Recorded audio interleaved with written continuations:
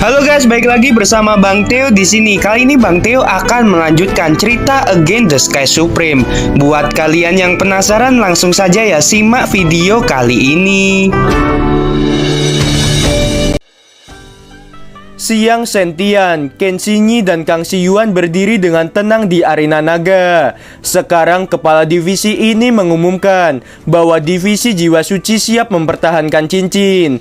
Ketika kepala divisi Jiwa Suci selesai berbicara, Siang Sentian dan kedua rekannya mengepalkan tangan mereka, menatap para murid di bawah arena dan berkata dengan sombong, "Majulah jika ada yang berani." Tiba-tiba ada keributan di antara ratusan ribu murid dan tidak ada yang langsung naik ke arena untuk menantang ketiganya. Di benak sebagian besar murid, di antara ketiga murid divisi Jiwa Suci, satu-satunya yang sulit untuk dikalahkan adalah Sentian.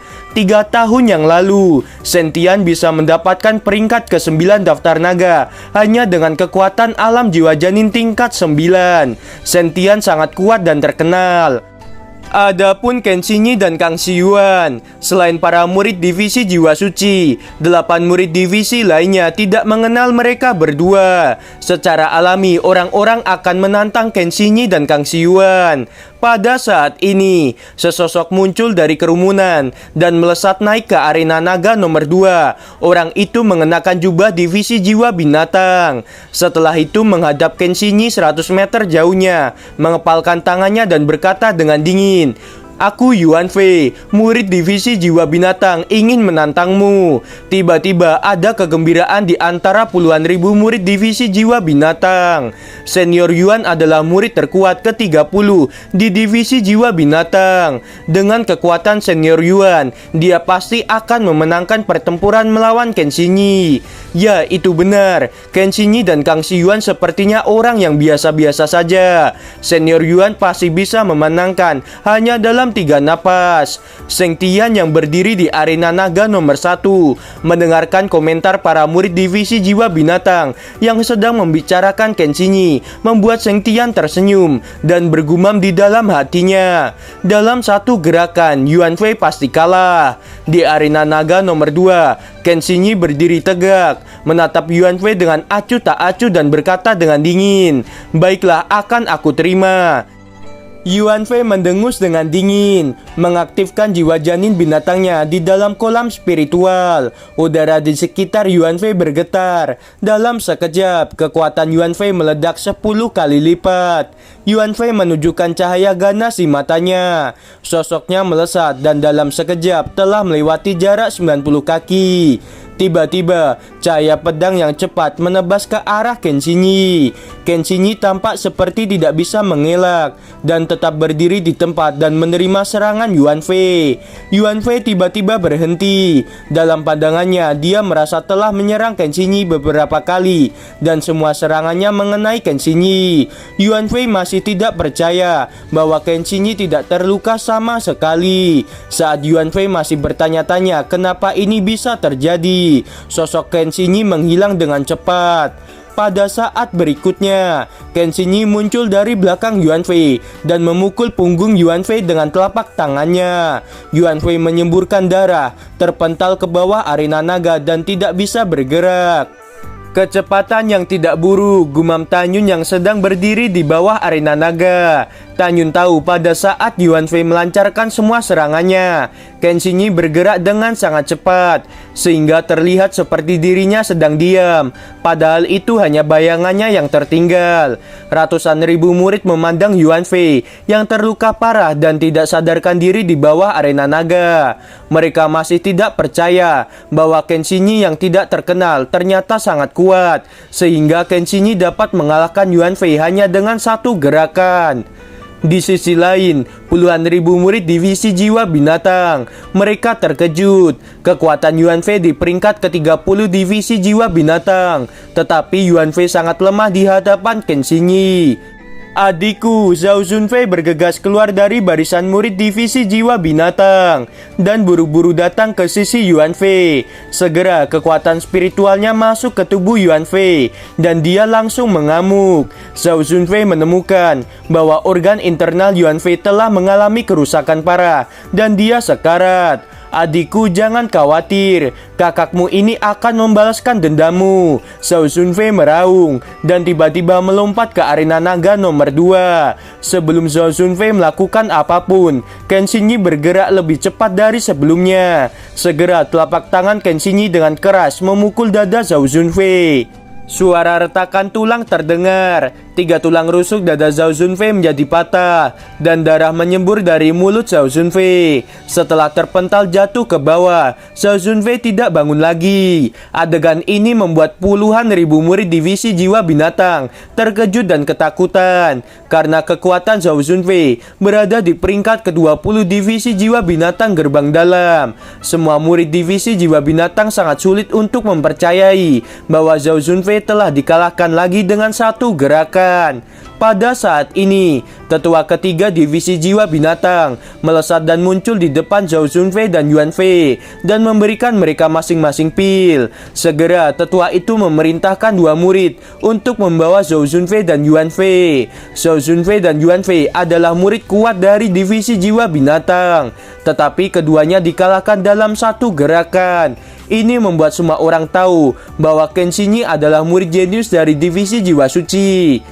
Pada saat ini, murid peringkat ke-6 dari divisi jiwa binatang yaitu Li Wei ingin melompat ke arena naga nomor 2 untuk menantang Ken Xinyi. Tetapi seorang pria dari divisi jiwa binatang melambaikan tangan untuk menghentikan Li Wei dan berkata, "Kamu bukan lawannya." Orang yang berbicara adalah salah satu murid langsung Wu Hong yaitu Lin Dong.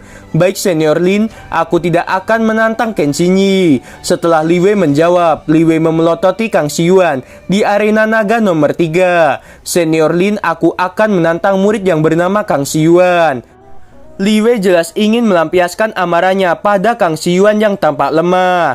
Li Wei menginjak tanah, melesat ke atas arena naga nomor 3. Pergelangan tangannya berputar, lalu pedang terbang muncul di tangannya. Pedang Li Wei diselimuti oleh cahaya pedang yang ganas dan diayunkan ke arah Kang Xiyuan. "Apakah kamu pikir aku ini sangat lemah di matamu?" kata Kang Xiyuan sambil mengerutkan kening. Kang Xiyuan menghilang dari tempat dan bergerak dengan sangat cepat sambil menghindari serangan pedang cahaya milik Li Wei. Tangan kanan Kang Xiyuan tiba-tiba mendorong ke arah Li Wei dari udara dan segera cahaya hitam tipis melesat ke arah Li Wei. Serangan Kang Xiyuan yang berwarna hitam tipis itu sebenarnya 3 pisau terbang hitam pekat yang dilesatkan dengan sangat cepat. Li Wei buru-buru menggunakan teknik pedangnya untuk menangkis serangan dari Kang Xiyuan. Dengan suara nyaring, cahaya pedang Li Wei mematahkan 2 pisau terbang milik Kang Xiyuan. Serangan yang biasa saja. Setelah Li Wei mengucapkan kata-kata itu, tiba-tiba Li Wei melihat pisau terbang terakhir yang melewati cahaya pedang miliknya. Pisau terbang itu memiliki kekuatan yang menggelegar. Pisau terbang melesat dari kiri menyayat kulit Li Wei. Ketakutan memenuhi hati Li Wei. Ketika Li Wei terdiam karena ketakutan, Kang Xiyuan melambaikan tangan kanannya dan gelombang energi spiritual membuat Li Wei terlempar dari arena naga. Li Wei jatuh ke bawah arena naga. Darah keluar dari telinga dan hidungnya. Pukulan terakhir Kang Xiyuan membunuh Li Wei dan Dai Xuanzong sedikit tidak senang, tetapi tidak mengatakan apa-apa. Pisau terbang lemahku saja dia tidak bisa mengelaknya. Ternyata dia sangat lemah, gumam Kang Xiyuan sambil menggelengkan kepalanya. "Kamu binatang, mengapa kamu harus membunuh orang?" Seorang pemuda yang tampak liar dan perkasa dari divisi jiwa binatang berteriak, "Aku ingin kamu mati." Orang ini dijuluki Taishan, salah satu murid terkuat divisi jiwa binatang. Junior Taishan, Ling Dong mengangkat tangannya dan meraih pergelangan tangan Taishan dan menggelengkan kepalanya. "Biarkan Kang Xiyuan hidup sedikit lebih lama. Kamu dan aku akan menjaga cincin nanti. Untuk sekarang bersabarlah." "Baiklah, aku akan mendengarkanmu Senior Lin." Taishan menjulurkan jarinya menunjuk ke Xinyi dan Kang Xiyuan di arena nomor 2 dan 3, lalu berkata, "Aku akan membunuh kalian nanti. Sementara ini aku akan membiarkan kalian hidup lebih lama." Menghadapi ancaman itu, Ken Xinyi dan Kang Xiyuan tertawa. Pada saat berikutnya, tidak ada satupun murid dari 8 divisi lainnya yang naik ke arena naga untuk menantang ketiga murid dari divisi jiwa suci. Alasan mengapa tidak ada yang menantang lagi, karena murid kuat dari 8 divisi lainnya juga akan menjadi penjaga cincin. Pada saat ini, kepala jiwa suci di Menara Giok berdiri dan berkata dengan keras, "Karena tidak ada yang menantang 3 muridku, maka divisi jiwa suci, 3 murid akan maju dalam babak selanjutnya untuk memperebutkan 8 besar peringkat naga." Setelah itu, Sentian, Kenshinyi, dan Kang Siyuan dengan tenang turun dari arena naga. Ketiganya bangga pada diri mereka sendiri karena telah berhasil dengan mudah. Kali ini murid divisi jiwa binatang yang akan menjaga 3 cincin. Wu Hong berdiri dari tempat duduknya dan berkata dengan suara yang keras, "Lindong, Taishan, kalian naiklah." Murid mematuhi perintah. Kedua sosok itu melintas, masing-masing berdiri di arena naga nomor 1 dan nomor 2. Wu Hong saat ini benar-benar marah. Salah satu murid andalannya belum datang. Murid yang dimaksud oleh Wu Hong adalah Baishu yang bunuh diri dengan cara jatuh dari tebing karena kolam spiritualnya telah dihancurkan oleh Tanyun kemarin. Baishu menempati urutan ketiga dalam kekuatan di antara para murid divisi jiwa binatang. Lindong dan Taishan imbang dalam kekuatan sehingga keduanya menempati urutan pertama dalam divisi jiwa binatang. Peringkat kedua adalah Chen Song, cucu dari Murong Hong, tetua kedua divisi jiwa binatang. Kepala, lebih baik membiarkan cucuku menggantikan Baishu. Pada saat ini, Murong Hong melihat ke samping ke arah Wu Hong dan menyarankan hal itu. "Baiklah," Wu Hong mengangguk dan berkata, "Chen Song, kamu orang ketiga untuk menjaga cincin." Murid mematuhi perintah. Ketika suara itu terdengar, Chen Song yang berusia sekitar 26 atau 27 tahun muncul di arena naga nomor 3. Mereka bertiga berada di alam jiwa janin tingkat sempurna. Sekarang kepala ini mengumumkan bahwa murid divisi jiwa binatangku siap menjaga cincin. Setelah Wu Hong mengumumkan, kebanyakan murid memandang ketiganya dengan mata yang menunjukkan kekaguman. Tanyun memperhatikan mata para murid di sisi kiri dan kanan. Dari sini Tanyun mengetahui bahwa mereka bertiga memang kuat dan sangat terkenal. Tidak ada yang menantang ketiganya. Alasannya karena jika kalah dan terluka parah dalam menantang, orang itu tidak hanya akan kehilangan kesempatan untuk berpartisipasi dalam uji coba di tanah abadi, tetapi orang itu juga akan kehilangan kesempatan dalam mendapatkan senjata harta karun tingkat menengah.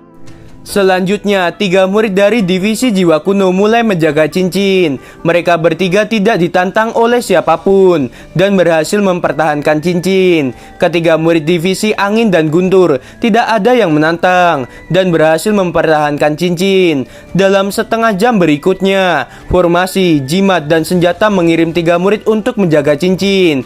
3 murid formasi, salah satunya adalah Xianglong. Tidak ada yang berani bertarung dengannya, tetapi 2 teman Xianglong dikalahkan oleh murid divisi jiwa kuno. Pada saat ini, Tanyun menyadari bahwa murid divisi formasi yang bernama Xianglong ini tidak berpartisipasi dalam kompetisi formasi di sekte abadi. Namun karena tidak ada yang menantangnya, itu berarti orang ini sangat kuat. Di antara 3 murid divisi jimat yang menjaga cincin, Huang Hutingfeng tidak ditantang oleh siapapun. Ada 2 alasan. Pertama, Huang Hutingfeng sangat kuat. Kedua, para kepala divisi memberitahu murid-murid mereka bahwa tidak boleh menantang Huang Hutingfeng karena dia adalah keturunan leluhur. Adapun 2 murid divisi jimat lainnya, mereka ditantang dan kalah oleh murid divisi jiwa suci. Puluhan ribu murid divisi jimat memandang 2 murid divisi jiwa suci yang telah mengambil 2 cincin milik mereka. 6 orang maju untuk mencoba mengambil kembali cincin mereka, tetapi semuanya kalah dan menyebabkan 2 kematian dan 4 cedera. Karena itu divisi jiwa suci mendapatkan 2 cincin tambahan. Ketika Murong Sisi mengirim 3 murid divisi senjata untuk menjaga cincin, masing-masing dari mereka ditantang oleh murid divisi jiwa kuno, divisi jiwa binatang, dan divisi angin dan guntur. Alhasil ketiganya kalah. 3 cincin divisi senjata hilang begitu saja.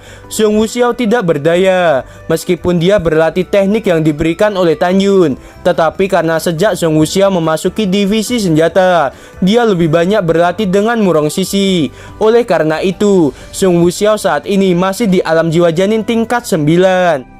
Di sisi lain, Suezian dan Mumengi yang telah berlatih secara tertutup dan hampir tidak meninggalkan rumah telah memasuki ranah jiwa janin tingkat kesempurnaan. Hari ini hanya divisi pil dan divisi 5 jiwa yang belum menjaga cincin. Di lantai atas, Shen Shubing menatap murid divisi pil, menghela napas dan berkata, kepala ini mengumumkan bahwa divisi pil akan menyerahkan 2 cincin secara gratis dan hanya Tanyun yang akan menjaga cincin. Begitu kata-kata Shen Shubing terdengar, 8 kepala divisi lainnya, tetua dan diaken yang duduk di kursi sangat terkejut karena kepala sekte sedang ada di sini. Tetapi Shen Shubing berkata seperti sedang menghina semua orang. Song Hong dan Luo Fan memandang Shen Shubing di lantai atas dan berkata dengan tegas, kepala divisi, kami berdua ingin menjaga cincin. Shen Shubing menatap mereka berdua dan berkata, ini bukan waktunya untuk kalian. Divisi kita berfokus pada pil dan kekuatan kalian sedikit lebih rendah daripada murid divisi lainnya. Dan itu hal yang normal. Kalian sudah menjadi alkemis hebat tingkat rendah di usia muda. Itu sudah cukup untukku. Kalian mundurlah. Semisal keduanya dapat bertahan dalam menjaga cincin, tetapi di babak selanjutnya saat memperebutkan 8 besar sangat berbahaya. Jika Shen Shubing mengizinkan Luo Fan dan Song Hong, keduanya bisa kehilangan nyawa mereka. Oleh karena itu, Shen Shubing secara alami tidak akan membiarkan 2 alkemis hebat tingkat rendah miliknya melakukan beberapa hal yang berbahaya. Song Hong dan Luo Fan tersenyum pahit, menempuk bahu Tanyun lalu kembali ke barisan. Ketika Tanyun hendak melompat ke arena naga nomor 1, Mumengi di sebelah kanan Tanyun berjongkok menatap Shen Shubing dan berkata, kepala divisi murid Mumengi meminta bergabung dengan Tanyun untuk berpartisipasi dalam menjaga cincin. Tolong izinkan. Gimana teman-teman, episode kali ini semakin seru bukan? Buat kalian nih ya yang masih penasaran sama kelanjutannya, langsung saja subscribe channel Bang Teo ini. Terima kasih.